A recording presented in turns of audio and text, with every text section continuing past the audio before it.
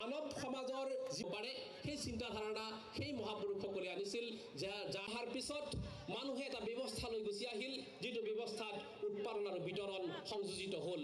এই পাঁচটা আমাৰ অন্তৰ চুই যায় প্ৰতিটো জাতি জনগোষ্ঠীৰ গীতসমূহ, জুইৰ আৱিষ্কাৰক মানৱ সভ্যতাৰ আৰম্ভণিৰ কাল বুলি কোৱা হয়। ঠিক তেনেকৈ জুইৰ পৰা আদি কৰি যেতিয়া এটা जनता के पास वोटर्स पार्टी का जो सबसे बड़ी बात है वो ये कि वोटरों की गुलामी खत्म हो। देश का खजाना नेता लोग खर्च कर रहे हैं, घोटाला कर रहे हैं, बेईमानी कर रहे हैं और उस घोटाले बेईमानी की जांच भी नहीं हो रही है। पूरा सिस्टम कोलैप्स कर गया है। तो ऐसी स्थिति में जब सिस्टम वर्क नहीं कर पा रहा है तो हम कह रहे हैं कि देश के खजाने की आधी रकम वोटर के खाते में डायरेक्ट भेज दिया जाए। वो अपना विकास करेंगे, अपने परिवार का विकास करेंगे, अपने गांव का विकास कर लेंगे। और आप लोग अपने जो सरकारी कर्मचारियों का काम है, जो और प्रोजेक्ट है वो देखो। तो सबसे बड़ी बात यह है कि खजाने में वोटर की भागीदारी हमारा प्रमुख मुद्दा होगा। और दूसरा हमारा मुद्दा ये होगा कि आसाम एक सीमावर्ती प्रदेश है, बॉर्डर स्टेट है। बॉर्डर स्टेटों पर इसमें बड़ा खतरा है। आप देख रहे हैं कि यूक्रेन और रूस का जब से वार हुआ, गजा और इजराइल का जब से वार हुआ, अगर जैसे इलेक्शन के टाइम पड़ोसी देशों को छेड़ा जाता है चुनाव जीतने के लिए, ये हमारी पुरानी परंपरा है। अगर चीन को छेड़ दिया, चीन को छेड़ा तो बम्बार्डमेंट असम में शुरू हो जाएगा। अगर बम्बार्डमेंट हुआ तो दिल्ली वाले नहीं मरेंगे, ये जो मरेंगे वो आसाम के लोग मरेंगे। इसलिए बॉर्डर के स्टेट लोगों की जिम्मेदारी है कि वो यूनियन के लिए काम करें। हमारी पार्टी ये सवाल उठा रही है कि यूरोप के 27 देश अगर मिलकर एक यूनियन बना लिए, एक संसद बना ली, एक सरकार बना ली, एक करेंसी नोट बना ली, तो वो भारत, पाकिस्तान, बांग्लादेश के लोग क्यों नहीं कर सकते, भूटान के लोग क्यों नहीं कर सकते? हमारे तो बॉर्डर भी खुले हुए हैं। तो हम लोग कम से कम मिलकर के एक दक्षिण एशियाई यूनियन बनाएं। ये हमारा दूसरा मुद्दा है। तीसरा मुद्दा यह है कि आसाम की सरकार में भयंकर भ्रष्टाचार है। इतना भ्रष्टाचार कि ऐसा तो अभी तक कभी हुआ ही नहीं था। तो हम आसाम की सरकार से भी कहते हैं कि वो अपने मंत्रियों पर अनुशासन लगाएं। ये ठीक है कि मीडिया के गर्दन दबे हैं, वो बेचारे बात उठा नहीं पा रहे, तो इसका ये मतलब नहीं होता कि सरकारी खजाना सब लोग लूट लेंगे। ऐसा नहीं हो सकता। आसाम के स्कूलों की इतनी बुरी हालत है कि वहाँ पीने के लिए बच्चों के लिए पानी नहीं है। वहाँ अभी गर्मियाँ आ रही हैं, पंखा चलाने के लिए न तो पंखा है न बिजली है, बाउंड्री नहीं है, बच्चे सड़कों पर चले जाते हैं, एक्सीडेंट होकर मर जाते हैं। स्कूलों में जो मास्टरों की भर्ती है वो नहीं की जा रही है। एक तरफ बेरोजगार लोग बीएड करके, पढ़ाई मास्टरी वाला करके बेरोजगार घूम रहे हैं, और दूसरे तरफ सरकार भर्तियां नहीं कर रही है। बिहार की गवर्नमेंट इतनी भर्ती कर दी, लेकिन आसाम की गवर्नमेंट भर्ती करने के लिए तैयार नहीं है। तो भाई, अगर मीडिया को लोग नहीं उठा पा रहे हैं, आपने उनके गर्दन दबा दिए, तो इसका ये मतलब थोड़ी कि अब आसाम के लोग अनपढ़ रहेंगे और या प्राइवेट स्कूल में जाएंगे। कॉन्वेंट में कितने आसाम के बच्चे अपने पढ़ा सकते हैं? हमने ये मांग किया है कि सरकारी कर्मचारी, हम हमारे मुख्यमंत्री हेमंत भाई से कहते हैं कि एक कानून बनाओ।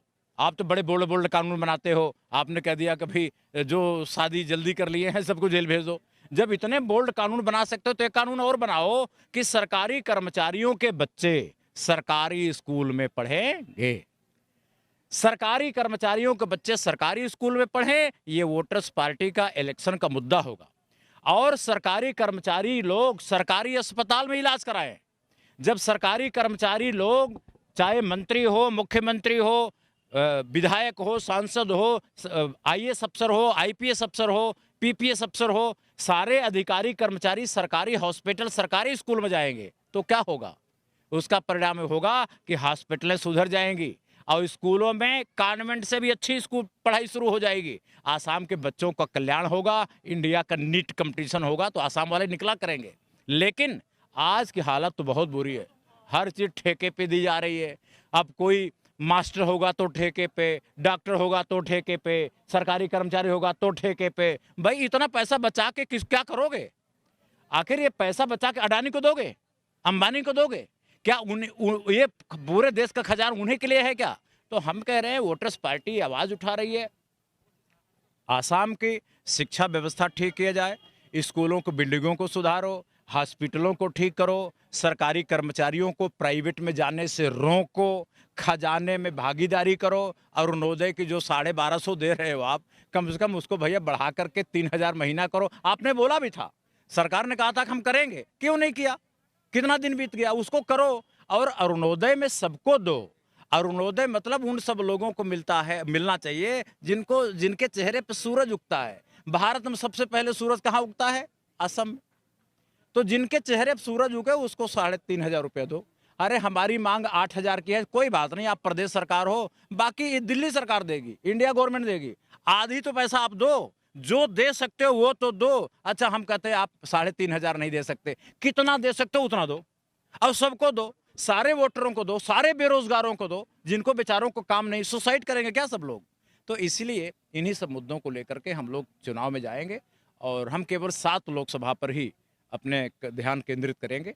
अभी दूसरी पार्टियों के साथ गठबंधन की बातें चल रही है, कांग्रेस वाले भी चाहते हैं कि गठबंधन हो जाए, बीजेपी वाले भी चाहते हैं, लेकिन हम तो भाई, हमारी मांग है, हमारी मांग के बारे में कुछ आगे बढ़ोगे तो हम गठबंधन करेंगे, चाहे कांग्रेस से कर लें चाहे बीजेपी से कर लें। हमारी मांग है वोटरों के अधिकार की दिशा में 2 कदम जो आगे बढ़ाएगा, हम 2 कदम आगे बढ़ेंगे। अब अगर आप चुप रहोगे तो हम आपसे लड़ेंगे और हराएंगे। मतलब आप लोग गठबंधन में जुड़ा रहेगा? नहीं, अभी नहीं। अभी तो न कांग्रेस ने वोटरशिप के बारे में कुछ हाँ कहा है, न बीजेपी ने कहा है। अगर कांग्रेस या बीजेपी जो हमसे गठबंधन चाहते हैं वो वोटरों को पैसा देने की बात माने, जो गोयल कमेटी संसद में बनी थी उसके रिपोर्ट लागू करने के लिए कहें। कांग्रेस कहेगी तो उसके साथ हम गठबंधन करेंगे, बीजेपी कहेगी तो उसके साथ करेंगे। लेकिन हमारा तो मुद्दा है, आप आसाम के लोगों को गुलाम बना के नहीं रख सकते। आसाम को आप लेबर सप्लाई स्टेट नहीं बना सकते। अब रूरल सप्लाई स्टेट बनाएंगे आसाम को, ये तय है। खाली हेमंत भाई को क्यों रूरल बनना चाहिए? आसाम के सारे लोगों को बनना चाहिए।